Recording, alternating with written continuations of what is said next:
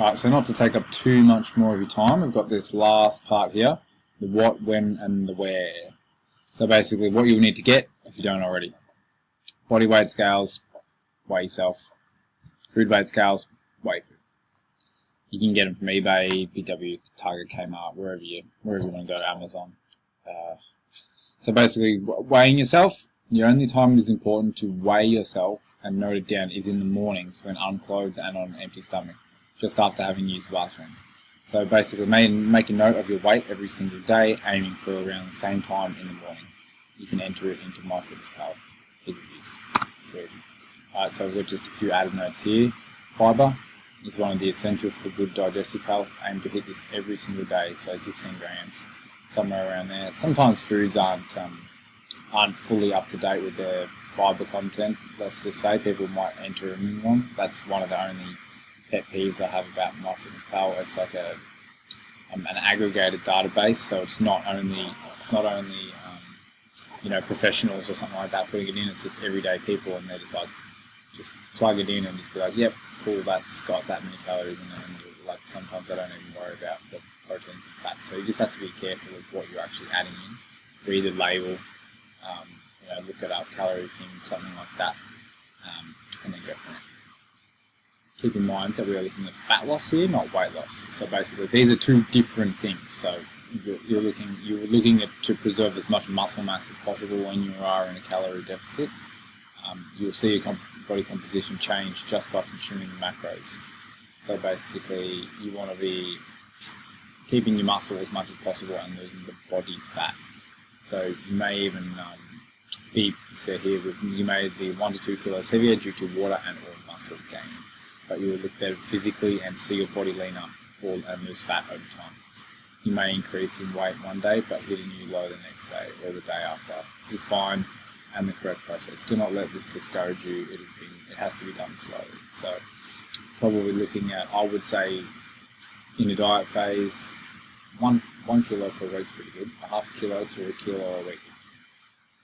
I think most people would be pretty freaking happy with that, especially if they've been trying everything under the sun and they haven't got much happening.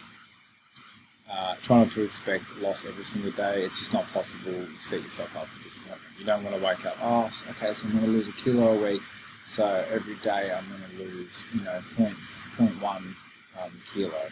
It just doesn't really happen. You might wake up half a kilo lighter, and then the next day, oh god, you put on half a kilo again. And then, the day after that, 2 days after that, it might be 0.7 down. So you just got to be patient and do that. So basically, you want to begin by weighing yourself every morning, as I've suggested, and note it down in the app. Gather 2 to 4 weeks worth of data to see how your body is responding to the new targets and training, and try to hit the targets as best you can every single day. So yeah, like I said, it's not going to be linear. You might, over the 4-week span, you might, for an example, you might lose 1 kilo in the first week and then not lose another kilo for the next week. And then the third week you might lose 2. Fourth week you lose another one. It might be something like that. And here I like to track my entire intake in grams and not cups, teaspoons, and things like that. 1 banana, 10 almonds, or anything like that. All in grams. It's easiest to weigh, most accurate. You just find that, like I've got here, you will overeat so easily.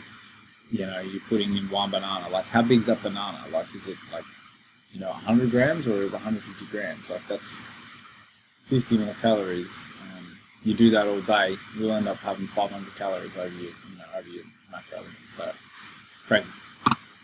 Alright, thanks for watching.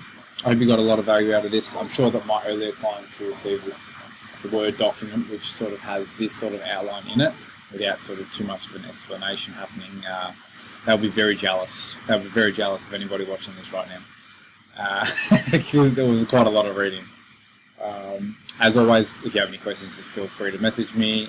Thanks for watching, and also I've just got the FAQ list, frequently asked questions. It's a bit of a comedy, and also quite interesting and informative, obviously, as well. Lots of people have different questions. don't hesitate to PM me for that one as well. All right, thanks guys.